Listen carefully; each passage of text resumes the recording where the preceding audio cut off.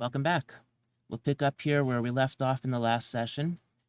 Josiah had been king. He reigned for 31 years, and he was one of the really good kings of Israel. A lot of good things are said about him in the Bible. He did a lot to restore people to the Lord, get rid of as much of the idol worship as he possibly could, started celebrating the Passover again with great zeal, a lot of great things. And the Lord said to him, because you've been so faithful, I'm going to wait until you're dead to destroy Jerusalem because you've been so faithful to me. I don't want you to have to see this happen. But God was saying, these people have crossed that line. They're not going to repent. And I'm going to give them the benefit of the doubt here for your sake, Josiah. Well, Josiah was killed in battle in the year 609, and his son Jehoahaz took over, and the Bible considered him an evil king. He did evil in the sight of the Lord. He only made it for 3 months, and then he was taken to jail by the king of Egypt. He died in Egypt, in jail under Pharaoh Necho. And when he was taken away, Josiah's another son, Jehoiakim, became king, also in 609. He reigned for 11 years. He did a whole lot of evil things, and God tried to get his attention, but he just kept getting worse and worse. And in between when he became king in 609 and around the year 605, somewhere in there, the prophet Habakkuk steps up. And Habakkuk is one of the minor prophets, meaning it's a small prophecy. You kind of skip over this one actually a few times before you find it usually. And Habakkuk is having a conversation with the Lord. His whole book, it's only 3 chapters, and it's written as a poem. It's in the form of a poem. But it's asking deep questions. He starts out saying, "Oh Lord, how long shall I cry for help and you not hear? Or cry to you violence and you will not save? Why do you make me see iniquity? Why do you idly look at wrong? Destruction and violence are before me. Strife and contention arise, so that the law, the Torah, is paralyzed, and justice never goes forth. For the wicked surround the righteous, so justice goes forth perverted." In other words, Lord, there's so much evil happening all around us. Why are you not doing anything about it? Why are you just sitting back and letting all this happen? And the Lord answered, "Look among the nations, Habakkuk. Look among the nations and see, wonder and be astonished. For I am doing a work in your days, in your day, that you would not believe if I told you." And it's not written here, but I imagine Habakkuk said, "Well, please try me. Tell me, what are you doing?" And the Lord went on to tell Habakkuk, "Behold, I am raising up the Chaldeans." Chaldea is another name for Babylon. The Chaldeans, it can have 2 meanings, and we'll talk about that more in the book of Daniel, but in this context, it means the Babylonians. So I'm raising up the Babylonians, that bitter and hasty nation who march through the breadth of the earth and seize dwellings not their own. They are dreaded and fearsome. Their justice and dignity go forth from themselves. Their horses are swifter than leopards, more fierce than evening wolves. Their horsemen proudly press on. Their horsemen come from afar. They fly like an eagle, swift to devour. They all come for violence, and their faces forward. They gather captives like sand. At kings they scoff, and at rulers they laugh. They laugh at every fortress, for they pile up earth and take it. They sweep by like the wind and go on. Guilty men, whose might is their own. Right? I'm raising up this horrible, despicable, ruthless army, and they're going to come in, and they're going to take care of this evil that you're talking about. I'm sending the Chaldeans in to judge Judah. And Habakkuk responds, a little bit taken back by it, "Oh Lord, are you not from everlasting? We shall not die. Lord, you have ordained them as a judgment, and you, O rock, have established them for reproof. You who are of purer eyes than to see evil cannot look at wrong. Why do you look idly at the traitors and remain silent when the wicked swallows up the man more righteous than he? You make mankind like the fish of the sea and crawling things that have no ruler. He brings all of them up with a hook. He drags them out with his net." And Habakkuk is comparing what the Babylonians do to fishing, basically, with a hook, putting a hook through people, and similar to what the Assyrians would do, marching them off out of their cities. He goes on basically to say, "Lord, the Chaldeans, really? They're worse than we are. You're a just God. How can you possibly use the Chaldeans, a nation more unjust than we are, to judge us?" And then he said, "I will take my stand at the watchpost, my station on the tower, and I will look out to see what he says to me, what I will answer concerning my complaint." Another translation, basically, let's see how quickly I can find it. Another translation here, the NASB, for those of you who care, word it this way: "I will stand on my guard post and station myself on the rampart. I will keep watch to see what he will speak to me and how I may reply when I am reproved." So basically what this means is Habakkuk said, "Lord, you're kidding. You can't do that. They're worse than we are. That's not just." And then Habakkuk says, "And I just step back to wait to see how the Lord would yell at me for this." How would the Lord reprove me after I just challenged him and called him out on this? And the Lord did answer. And he said, "Write this down, make it plain, make sure people can read this." And an idea that a lot of people mistakenly think comes from the New Testament is written right here, and it's echoed in the Torah: "The righteous shall live by his faith." And he goes on to say to the Chaldeans, to the Babylonians, "Woe to you," right? Because when I'm done using you as my tool of judgment against Judah, I'm going to judge you for what you're doing. And he goes on to pronounce judgment on Babylon. And then the last chapter is a prayer, Habakkuk's prayer. And he closes this prayer saying, "I hear," right? "I've heard what the Lord is doing, and my body trembles. My lips quiver at the sound. Rottenness enters into my bones. My legs tremble beneath me." Right? He's terrified of what's coming. The Babylonians are coming to destroy us. I'm terrified. "Yet I will quietly wait for the day of trouble to come upon the people who invade us. Though the fig tree should not blossom, nor fruit be on the vines, nor the produce of the olive oil and the fields yield no food, no, even when everything is cut off, I will yet rejoice in the Lord. I will take joy in the God of my salvation. Even when the whole world is falling apart around me and everything's being destroyed around me and there's no food and there's deep famine and horrible things going on, God, the Lord, is my strength. He makes my feet like the deer's. He makes me tread on my high places." And then it ends with a little note to the choir master with stringed instruments. Right? Play it nicely with the guitar. So that's what Habakkuk has to offer.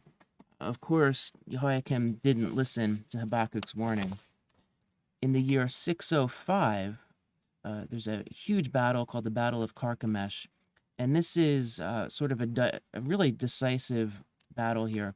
Nebuchadnezzar had taken what was Assyria. The whole Assyrian Empire is now the Babylonian Empire. And Babylon is spreading. In the year 605, Pharaoh Necho from Egypt went up north to try to take on the Chaldean army, the Babylonian army, and they failed miserably. Didn't work. Nebuchadnezzar won the battle. And then Nebuchadnezzar came very quickly down through what was Israel and is now part of Babylon. And they came to Jerusalem. And they surrounded Jerusalem, and they basically said to Jehoiakim, "You do what we say. We'll let you live. You pay tribute to us. You pay taxes to us. You make sure you're good to us. And we'll let you live. We'll let you exist here. We'll let you stay on your throne, and it'll be okay with you. So, we're in charge. Just make that clear, but we'll let you continue life as usual with some concessions." And at that time, they took some of the people out of Jerusalem, specifically the children of the wealthy and the ruling class. They took the children out of there and brought them to Babylon. And that would accomplish a couple things. First, it would help to keep the existing rulers in line because, they have our children. If we disobey too badly, it's going to affect my children's lives. But also, they treated the children really, really well, surprisingly well.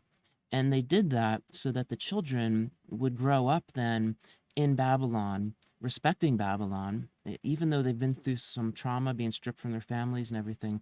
Over time, they'll come to, really be doing well in Babylon, and they'd probably end up serving as some sort of ambassadors in many cases to their hometowns. They'd speak both languages, their native languages, and the Aramaic that was spoken in Babylon. And some of the people that were taken there are named. One of them was Daniel, and Daniel and his three friends, Hananiah, Mishael, Azariah, their names were changed to Shadrach, Meshach, and Abednego, but they were taken in what people call the first captivity. And just read the first chapter or so of Daniel here. So this is the year 605. These men were taken, and the king appointed them daily rations from the king's choice food, from the wine that he drank. They appointed that they should be educated for 3 years. They would be in the best education system in all of Babylon for 3 years, and then they would enter the king's personal service. And the king could kind of keep an eye on them and also have them do whatever, wherever their skills are, the king could have them working within their skill set. And very often, like I said, that would be ambassadors to similar people. Well, the commander of the officials assigned new names to them. To Daniel, he assigned the name Belteshazzar, to Hananiah, Shadrach, to Mishael, Meshach, and to Azariah, Abednego. And your name was your identity. Your name said something about who you are. And the meanings of these names then are very significant. So the name Daniel means God is my judge, and a reference to the Lord. Well, they changed his name to Belteshazzar, which means Bel, protect his life. Bel was one of the Babylonian gods, another name for Marduk. And then to Hananiah, they changed his name to Shadrach. Well, Hananiah means the Lord shows grace. Yahweh shows grace. Anytime you see the Yah sound at the end of a word, at the end of a name in particular, it has to do with the Lord. So the Lord shows grace. And Hananiah's name was changed to Shadrach, which means command of Aku. Aku was a Sumerian moon god. Next, there is Mishael. Mishael means who is what God is. And his name was changed to Meshach, meaning who is what Aku is. Another reference to that Sumerian moon god. And finally, Azariah, his name means the Lord helps, Yahweh helps. His name was changed to Abednego, which means servant of Nego, or Nebo, another name for Nebo, another of the Babylonian gods. And if you remember what it means to have your name changed, right? Your name summarizes who you are. Your name is your identity. And by changing their names, the Babylonians are saying you are no longer the person you were when you came here. You're now a new person, and your whole identity will now revolve around the Babylonian gods. And that's going to be a big deal for a young teenager stripped away from his family and taken to this strange new place. Right? But then they're given the best food, the food the king himself eats, and the best education, and they're learning all about Babylon, their gods, their culture, their worldview, the language, the history, everything you could possibly need to know about Babylon. They're learning it. And the food itself was just amazing. But Daniel and these three guys, Daniel and his buddies, said, hey, eating food like this is part of what got us into this horrible situation to begin with. Right? Well, how so? Right? Why would these guys said, please just appoint us, a nice salad every day, salad and water. And that's it, right? Nothing else. And there's actually a diet called the Daniel diet or the Daniel fast. And I've never done it. I can't bring myself to do it. It really it is not that appetizing from what I read. And why would they do this, right? They have all this great food. Well, in Babylon, in most of the world, you worship the gods by communing with the god. Eating was seen as a very intimate act. If you eat with somebody, it's considered you're considered being very close. right? Later on in the Gospels, we'll see that people got upset with Jesus for eating with the sinners, because why would anybody have that level of intimacy with these sinful people? Well, if you want to get to know a God and be intimate with a God, you eat with the God. You bring a sacrifice, slaughter it a certain way, you cook it. Some of it stays on the fire, and the gods are consuming that meat, and then you get some of the meat and eat it yourself. Well, when lots and lots of people are bringing their sacrifices, a lot of it would go to the priests of those gods, and they would have all this meat left over. What do you do with all the leftover meat, right? You don't just let it sit there and go bad, you sell it. So it's meat that's been sacrificed to the Babylonian gods and then sold for food. And that's the food that the king would be eating. And Daniel and these three guys say idolatry is a huge part of what got us into this mess. That's part of why we're here in Babylon already to begin with. We can't do that. We're not going to violate this thing, this commandment of our God that's already gotten us in trouble. So they refused to eat the meat that had been sacrificed to the idols, and the same with the wine. The wine would be poured out to the idols, and you would drink some. The gods would consume some. And they said the same thing about the wine. So there's delicious, filet mignon and best wine. And Daniel and these three guys said, please don't make us do that. Let us just have some salad. And the commander who was overseeing them said, guys, I like you a lot. I really respect what you're saying, but listen, my life is on the line here. Nebuchadnezzar was not a friendly guy, very powerful king, but he wasn't somebody you mess with. He commanded me to feed you this way so that you would be extremely healthy. And if all of the people under my care are healthy except for you four, because you don't have all the proteins, all these different things you need in your diet, that's on me, and I'll be punished and maybe even killed for that. So guys, sorry, but I can't do it. And the guy said, well, maybe we could negotiate. So they said, give us a short amount of time. Was it 2 weeks, 10 days, something like that? Give us a short amount of time. Test your servants for 10 days, and just give us vegetables and water, nothing else. And if we're not every bit as healthy as everyone else after those 10 days, we'll do whatever you say, but please give us this chance. And the commander said, all right, that's fair enough. So for 10 days, he only brought them these vegetables and water. Everybody else had the steak, the wine, all the really good stuff. A huge thing of mashed potatoes. After the 10 days, the four guys, their appearance was healthier than all the others.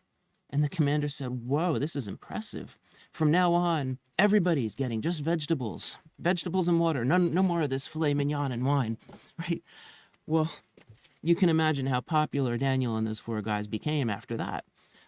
They already developed some enemies at that point. People were not at all happy with them. Their classmates, their peers were not happy with them at all. Well, they were trained in Babylon in all the intelligence, knowledge, every branch of literature and wisdom in Babylon. Daniel understood all kinds of visions and dreams.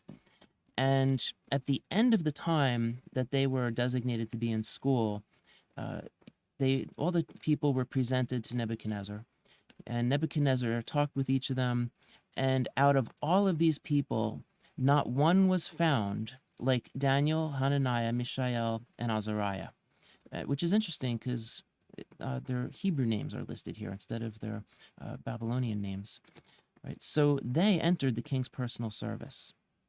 Right? Well, what was their career? After studying all these things for 3 years, here's where they really excelled and really did well, and they were assigned a career in this field. As for every matter of wisdom, which sounds great, except you got to realize this is Babylonian wisdom, and it's a little different from like Solomon's wisdom, right? But I'll go on. Every matter of wisdom and understanding about which the king consulted them, he found them 10 times better than all the others in the field, all the other magicians, conjurers who were in the realm. Daniel continued until the first year of Cyrus the king. So what were these people doing for a living? These guys who were so faithfully serving the Lord with their diets? Well, they spent 3 years studying what many church people today would call occult practices. They were studying astrology, fortune telling, conjuring. They were magicians. They were sorcerers, right? That's their career. They were assigned that as a career. and they studied it in school and came out 10 times better than all the others. And it seems from what we read in Daniel that they came out better than all of the others in the whole kingdom. Well, at some point, Nebuchadnezzar had a dream, but not just a dream. It was a dream where, like, it kept him up at night. You know, this was a message. There was something profound to this dream. It wasn't just a normal dream. I need to know what it means. Well, Nebuchadnezzar was still relatively new as king, and as king, he didn't trust the advisors and the wise men of his fathers, right? These wise men. Now, I mentioned in Daniel, I would talk about the word Chaldean. A Chaldean is a Babylonian, right? Chaldea is Babylon. A Chaldean just means a Babylonian. But in a certain context, a Chaldean would mean somebody specifically from that group of people, the magicians, the conjurers, the sorcerers, the fortune tellers. It's the career path of Daniel and these guys. They were the Chaldeans in this context, right? So he inherited this group of Chaldeans, these wise men from his father, and he didn't trust them. I bet as a kid he watched his father say, hey, I had a dream. Here's the dream. Tell me what it means. And they would just make stuff up. And Nebuchadnezzar would sit there as a kid saying, they don't know what they're talking about. They have no idea what the dream meant. They're just making all this stuff up. It's rubbish. Well, here he has a dream, and he needs to know what it means. And he calls these people he doesn't trust because it's his best chance of finding out what it means. But he basically comes right out and says, look, I had a dream. I don't trust you to interpret it, but I need an interpretation. So here's the deal. You're going to tell me what the dream was and the interpretation. And these Chaldeans, they said, oh, king, live forever. You know, the way you address Nebuchadnezzar. But I don't think you quite understand how this works, right? You're supposed to tell us the dream, and we give you the meaning. That's how it works. And Nebuchadnezzar said, no, you guys are just you're deceitful. I don't trust you. You're either going to tell me what the dream was and then interpret it, or I'm going to kill you. And they panic. They say, nobody's ever asked that of any human being. There's nobody who can do this. And Nebuchadnezzar says, that's exactly what I thought. You're all frauds, you're all fakes, and you've been sucking up your income and basically stealing it as frauds. So you're all dead. I'm going to kill you all. And he actually issues the decree to go out and find all of these people, right? All the Chaldeans. And they went out. So they gave orders to destroy all the wise men of Babylon, all these Chaldeans, everybody in this group of career path here. And they went out to find all of them. And in the process, they were looking for Daniel and his friends because they were among this group of people. Well, Daniel was at home. There's a knock on the door, and he answers and says, oh, hey, Joe, how are you? Good to see you. And Joe says, yeah, you too, Daniel. Listen, I got some bad news. I kind of have to kill you. King's orders. You know, nothing personal. Daniel says, what? And they talk, and Daniel finds out what was happening. And Daniel says, please, please go tell King Nebuchadnezzar that even though the people are right, no man can do this. Tell him I know a God who can talk to humans and can explain dreams. Right? And Daniel probably was thinking back to Joseph, right? They would have had the oral tradition passed down. Daniel would have known about Joseph and the dream thing. So the king got the message, and Daniel was brought to the king. Now, the king Nebuchadnezzar, he just refused to give these people any more time. But Nebuchadnezzar got to like Daniel, and he trusted Daniel. And when Daniel approached him and said, King Nebuchadnezzar, please, there is a God in heaven who can tell you the meaning of your dream. He can do this, but I need a little time to pray and have my friends pray for me. Right? Will you please give us that extra time? When the other people asked for extra time, he said, you're stalling. No extra time. When Daniel asks, Nebuchadnezzar says, you know what? Yeah, Daniel, I'll give you the chance. And he's very, very skeptical, but he likes Daniel. Right? I'll give you a chance. I mean, the worst that happens is you die a few days later. So Daniel sends a message to his friends to pray like crazy, pray like you've never prayed before. And sure enough, God revealed to Daniel Nebuchadnezzar's dream. And so Daniel was brought back to Nebuchadnezzar. Nebuchadnezzar is going to be very, very skeptical that anybody can actually do this thing. They're all fakes. They're all just taught how to commit fraud, and that's all they're learning in this school.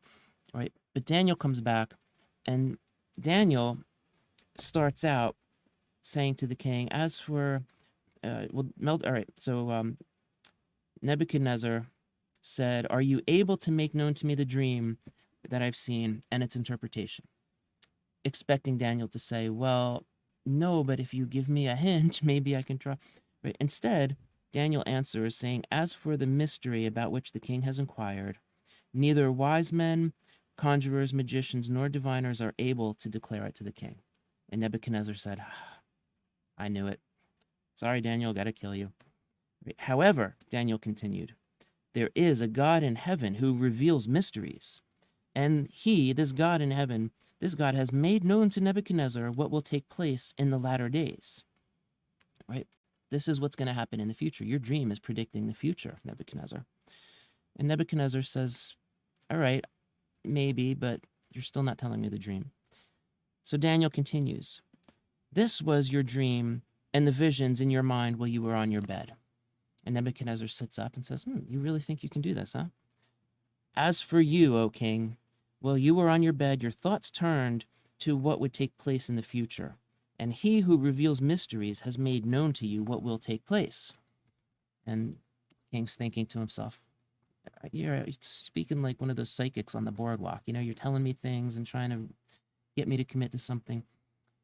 So Daniel continues, "As for me, this mystery has been revealed to me for any wisdom, has not been revealed to me for any wisdom residing in me more than in any other living man, but for the purpose of making the interpretation known to the king. That's why this mystery has been revealed to me, so that you, O king, can understand the thoughts of your mind."